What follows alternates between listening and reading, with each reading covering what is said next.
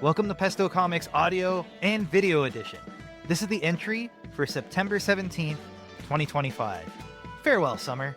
Looking back at a season full of concerts. Welcome back. Majority of the posts I do on here are about making comics, writing, or crowdfunding. I'm either working on something, breaking down how a recent project went, or launching something new. Every once in a while, I share a personal story to give you a sense of who I am and where my influences come from. Today, it's neither personal nor comic related, at least not directly. I enjoy a good concert. I'll go to as many as I can. When people say, I'll listen to anything, I find few actually mean it. I think I'm pretty close to that though, and you'll see that with where I've been this year. We'll be back on track next week with a proper comic and crowdfunding post as we finally do the delayed postmortem for From Parts Unknown number 4. But for now, let's have some fun talking concerts and music. And real quick, you may notice that I'm wearing a different shirt. That's because I forgot to add it to the video, but if you're listening, none of this makes sense to you. But what I'm here to say is, I just recorded 2 episodes of the graphic novel Apostle with Mark, and it goes over the whole history of Pesto Comics. We go book by book by book. I'm on my 10th campaign right now with Naked Kaiju Woman 2, and we go through all of it from the very first thing I did with Brad's all the way to the end. That first episode cuts right at Big Smoke Pulp Volume 1, but there's 2 episodes, so listen. Starting this Monday, you can listen to it on all your podcasting services, Spotify, Apple Music, all that stuff. I'll have a link in the Substack if you look at the Substack, or in the description of this YouTube video right at the bottom. You can listen to the first episode right now, and the second part will be out next Monday. Definitely give it a listen. It was a great conversation. Live on Kickstarter. Naked Kaiju Woman number 2 is live on Kickstarter until October 3rd. It's already on pace to be the best performing Pesto Comics campaign ever. You can ensure that happens by backing it today. Plus, there are a number of great bundles available for back issues and collector sets. You don't want to miss out, but if you do, there's more to come. Prelaunch Rodeo. October 29th, we have the next edition of Big Smoke Pulp, with Big Smoke Pulp Volume 2 launching on October 29th. Then, next year, on Backer Kit January 7th, we launch Switch Restart, a sci-fi thriller novella. And then, in April, we have the Backlot Babylon series. In this campaign, we will have the first 3 books of this series, including Backlot Babylon, The Price of Fame, and Cult of Glamour, all with our hero, Leo Lucas, as he digs into the mysteries of 1920s Hollywood. And then live on Kindle Unlimited, Big Smoke Pulp is available from now through October. That's 40 incredible stories from 40 excellent authors, including yours truly. And now, let's get to the main story. I mentioned off the top that my tastes are all over the place, but I gravitate to loud, bombastic music of any genre. I'm a fan of a lot of Canadian bands, along with some of the biggest international artists. Sometimes I go to a concert even if I'm not a huge fan. I just like live music. I got the year started in February with the Sam Roberts Band. That was February 22nd at the Old G Stage in Niagara Falls, Ontario. This would be my 7th time seeing Sam Roberts Band. I've seen them all over Ontario, including in a small private show that we won tickets for from Indie 88. The band puts on a great show no matter where you find them, but this was the most removed I've felt at one of their concerts. Metallica, April 24th and 26th at Rogers Centre in Toronto. This was my 2nd time seeing Metallica. It was a 2-night show, but it's technically 1 show, so I'm counting it as only the 2nd time. I've been waiting for this concert for a couple of years. I actually had tickets to see the tour in Detroit at Ford Field, but neglected to book a hotel. Rather than figure that out, I sold the tickets off and regretted it nearly immediately. They still have the ability to blow the roof off the building, even if they needed to take a few more breaks than they did the first time I saw them with the Death Magnetic tour years ago. Limp Bizkit, April 26th at the Rogers Centre in Toronto. I didn't rush out to see Pantera open for Metallica on night 1, but I did make a point to see Limp Bizkit for the first time on the 2nd night. I hate to say it, but it was a little disappointing. Fred Durst did a lot of the, now you guys sing, rather than just performing, which is a pet peeve of mine. Bush, May 4th, Meridian Centre, St. Catharines, Ontario. I have many favorite bands, but Bush has a special place in that category. They were my first favorite band. The first CD I bought was out of peer pressure. It was Jagged Little Pill by Alanis Morissette. Yes, I'm Canadian. I liked it, but I don't exactly know why I got it. The first CD I got because I really wanted it was 16 Stone by Bush X. The X was specific to us in Canada. At the time, there was already a Bush here, and it took them years to wrestle the trademark away. All that said, this was only my third time seeing Bush live. They put on an incredible show, and I want to get to as many of them as I can before they decide to hang it up. Even though Gavin Rossdale is in his senior years, he sure doesn't look like it, so there's still plenty of time. Sam Roberts Band, June 6th, Budweiser Stage in Toronto. This is where concert season kicked into high gear, as I ended up going to 4 concerts in 2 weeks during this stretch. No better band to kick it off with than my 8th time seeing the Sam Roberts Band. Shockingly, this is the last time we'd see them in 2025, but I've already got my tickets to their show in Brampton in February 2026. Metric, June 6th, Budweiser Stage. Metric was the headline for this concert with Sam Roberts Band. Much like the first time I seen them with my wife, she only cares for who opened for them. And I was left alone as she didn't bother sticking around. I think she's missing out, but I have no qualms about going to concerts solo, and this certainly wouldn't have been the last time. Halsey, June 10th, Budweiser Stage, Toronto. This was my second time seeing Halsey at the same venue, but the first time was more of a traditional concert. Nothing flashy, just some background video on a screen. For this concert, it was much more high production value for half of the show. The second part turned into a rock concert with guitar riff versions of her songs. It was mildly disappointing. Along with Sam Roberts Band, I've secured tickets for Halsey's next stop in Toronto in January for what I hope is a more traditional show. Ubiquitous Synergy Seeker, USS. June 11th, The Concert Hall in Toronto, Ontario. The first time I saw USS live was at the Canadian National Exhibition for free. My wife dragged me out to see them for the sound check. I loved that sound check so much that I came back for the concert that night. I was actually at the CNE for a soccer game at BMO Field. I swung by after, rather than just killing time. I absolutely loved the show. So much so that I think I can say I'm a bigger fan of USS than my wife is. It's her fault. 3 years ago, we went to what was deemed their final show. I was very disappointed that this new band that I've fallen for was hanging it up. It didn't last. This year, they came back for my third concert with them, and it was as excellent a show as ever. I'm looking forward to seeing them again soon. Volbeat, June 19th, Budweiser Stage, Toronto. The first time I saw Volbeat was opening for Metallica. This second time, they were opening for 3 Days Grace. That's only notable because everywhere else on the tour, 3 Days Grace opens for Volbeat. But in their hometown, after lead singer Adam Gonti's return after leaving the band a decade ago, Volbeat became the opener. That said, Volbeat put on a great show yet again. They have a pretty good new album, which the concert stuck to most of the time when they weren't playing the hits. 3 Days Grace, June 19th, Budweiser Stage, Toronto. When I was in college, 3 Days Grace was my band. Being a film school, one of my teachers directed their music videos. It was for their song Home. I had their first album on repeat. After many years, I finally got to see them live in a proper venue. This was my second time, but the first barely counts. They were touring around Toronto in the back of a truck, and we caught them for a mini set in front of City Hall. This was a much more proper show, and I loved it.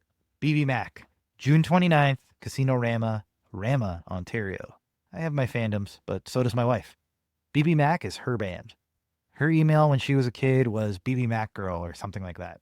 Believe it or not, this was my second time seeing them. They put on a pretty good show. I have a few songs I've favorited, and they haven't missed a step, even if they're clearly much older gentlemen than they were in the early aughts. Blackpink, July 23rd, Rogers Stadium, Toronto.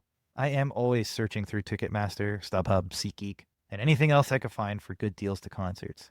I've been listening to Blackpink member Lisa's new album all summer. We watched her and Jennie's performances at Coachella on YouTube, so when a deal popped up to see them live for the first time, we jumped at it. Like any K-pop artist, they put on a great show, but it helps that 3 out of the 4 members also speak English.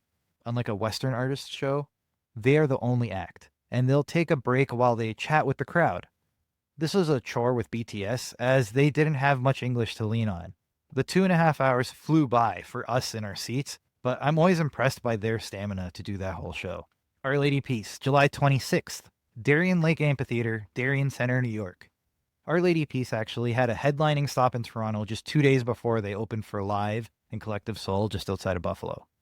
I was lucky to have missed it, as the Budweiser stage got rained out and the concert was delayed for well over an hour. Instead, I got to see them from my comfy seat. It wasn't a full show, but I got to see the hits for my first time seeing OLP.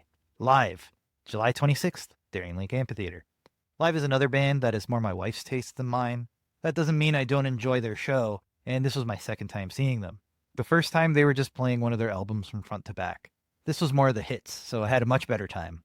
However, getting home was a chore. If you're ever going to Darien Lake for a concert, pack your patience. Texas King, August 18th, C&E Bandshell, Toronto. The C&E is a harbinger of the end of summer. I hate hearing the ads for it, as it means winter is coming fast. The good news is that they put on a few good shows every year that are free with admission. The first time I saw Texas King was opening for Sam Roberts' band. They sound like a Canadian version of Kings of Leon. It was great to see them for the second time here. Given I no longer have a use for CDs, but I wanted to support them, I bought a slick-looking t-shirt instead. Moist, August 18th, C&E Bandshell, Toronto. Much like Our Lady Peace, Moist is a band I never thought I'd see live, and for free no less. They just started touring again, but they could have fooled me. Being there brought me back to listening to Edge 102 in my room while I was still in elementary school. It was a good time. Joey, August 22nd, Celebration Square in Mississauga, Ontario. If Moist brought me back to elementary school, Joey brought me back to high school. This was my first time seeing him live. It was a surprisingly good show. I had low expectations given the community fair type setting with ETEL Fest. It was a good year for going through old CDs. 98 Degrees, August 23rd, C&E Bandshell, Toronto.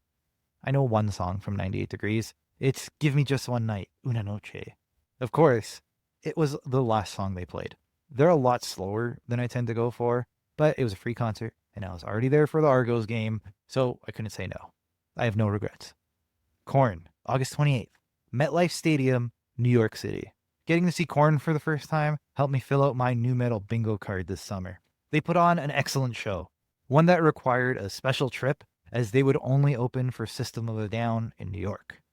System of a Down, MetLife Stadium, New York City. I will see System of a Down every possible opportunity I can. They come around so infrequently that it's an event every single time, and this one was like no other. I've seen them in a small arena in Hamilton, Ontario, and at Budweiser Stage, but seeing them fill MetLife Stadium was something else. Dua Lipa, September 1st and 2nd, Scotiabank Arena, Toronto, Ontario. Unlike Metallica, where the show was split up into a two-nighter, we actually just went to Dua Lipa twice. Much like Halsey earlier in the year, I was keeping an eye out for tickets. We had such an amazing first time that we went again for a second. I was that blown away. We made sure to get tickets with a totally different view so we could really take in the whole show, and it did not disappoint. This is a must-do show for me next time she's in town. And a side note, apparently I was in the top 1% of streamers for her song Training Season last year, which opened up the show. And System of a Down, September 3rd and 5th, Rogers Stadium, Toronto. Rounding out the week of concerts, we joined the last stop of System's mini tour in my hometown. The first night was unfortunately imperfect, as we got stuck in the middle of a group of the most annoying concert goers who insisted on having a conversation, yelling over the music, literally through the entire show. It's a metal show. Be wild. Have fun. But if you're just going to have a chat, save the ticket price and go get a beer somewhere, my goodness. Night 2 ended up being the best of the bunch. 5th time's the charm, I guess. I don't know when we'll see them again, but it was the perfect send-off to the summer concert season. Now, allow me a bad segue. This clearly has nothing to do with comics or writing, and that's kind of the point. You can't just force yourself to work on things incessantly. You need time to recharge, and that doesn't just mean getting enough sleep. You have to recharge your creative batteries. For me, that's taking in a good show where I'm thinking of nothing else but being present. I play hockey a couple times a week, and that does the same. I'm too tired to think about how the campaign is going, if I need to stop or start an ad set, or if everyone has answered their surveys. I'm just living. If you're not doing that, why are you doing any of it, right? Until next time. Coming up on the Substack, Wednesday, September 24th, we have The Postmortem for From Parts Unknown number 4, an in-depth look at the 9th Pesto Comics campaign. And then on Saturday, September 29th, a paid post, Cutting Through. Do we just give up and all do NSFW? And on Wednesday, October 1st, Con Journal, Word on the Street, a new crowd in a familiar space. And October 8th, 3 phases of crowdfunding, do them all or perish. And here's where you can find me in the coming weeks. So, as I mentioned, Word on the Street is happening September 27th and 28th at David Pico Square. I will be in booth E1. That is right on the grass in David Pico's Square. I'll be with all the other comics people. They put us all in a little pocket, so it'll be really cool. Even though it's a book festival, find me with the comics folks, unsurprisingly. I'm at E1. If you go to the website, I actually have a profile section that you can see a little write-up about just me, which is wonderful. So E1, find me there. I didn't get a table at the Mississauga Comic Expo. However, Roberto Villacava is a wonderful guy. He's going to spare me a chair. So I'll be joining him, manning his table, but also have some of my stuff there to make it all worthwhile. And if you want to come find me, now that you know what I look like with this wonderful video, assuming you're not listening, you can find me at New York Comic Con. I will be there only for Saturday and Sunday, so October 11th and 12th, but you can find me in New York City at New York Comic Con for that show. And what I'm waiting for, I am still on the wait list for Toronto Comic Con, Calgary Expo, and Fan Expo Canada. And now you can also add me on the wait list for Brantford Comic Con as well. And on the Instant Ink Comic Book Podcast. If you're watching this and you're watching it on YouTube, you're already in the right place.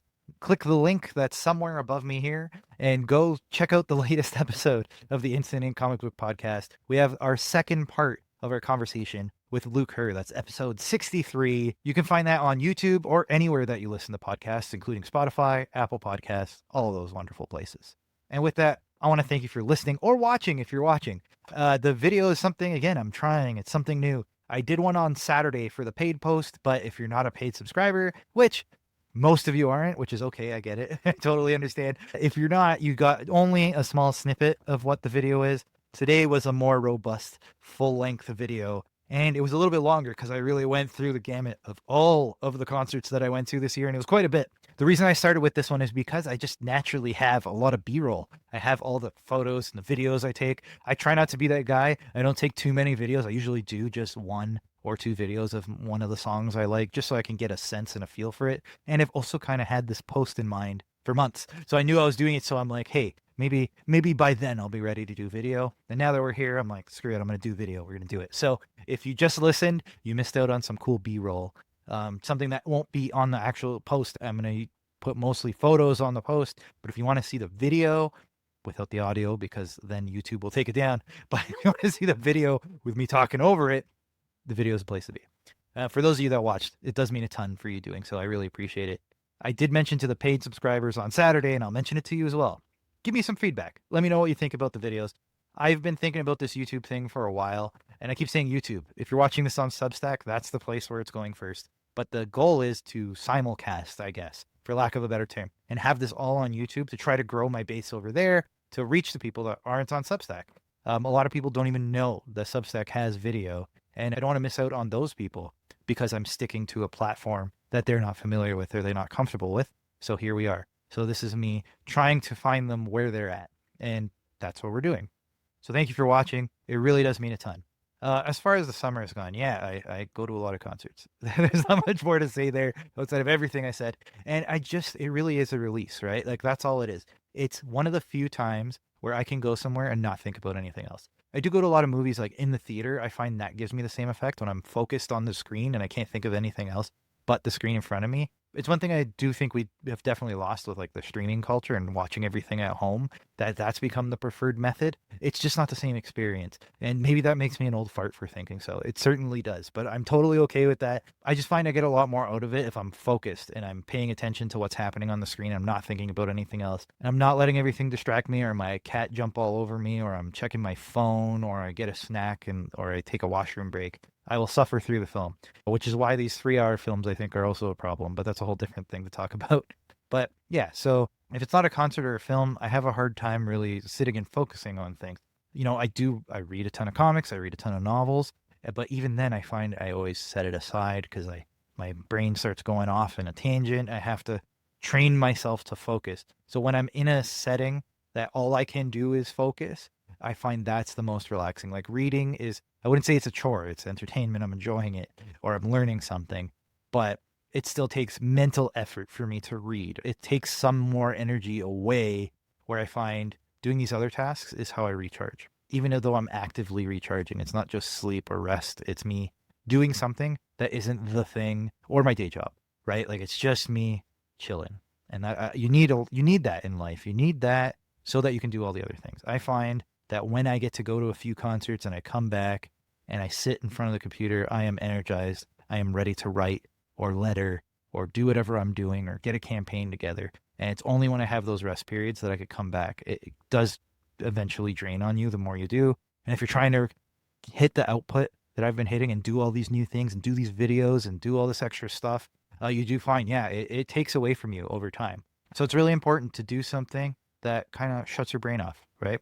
For me, it's concerts, it's movies, it's hockey. When I'm at hockey, I can't think about anything else. I'm so exhausted. I'm barely standing on my feet for the time that I'm on the ice, that all I could think about is this guy has the puck, I have to get it off him. I play defense. So it's very important that all I do is focus on that. I can't be thinking about what's going on with my campaign or something I have at work or something I have to do on the weekend. I think about what's in front of me.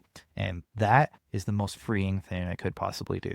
So I highly recommend it. If you want to do this, yes, you should focus and you should work hard. You should do as much as you can and get as much out as you can. But you also need to think about the other side of it and make sure you have not just the physical energy and the rest, but you also have the mental space and the creativity left to go do that thing you want to do.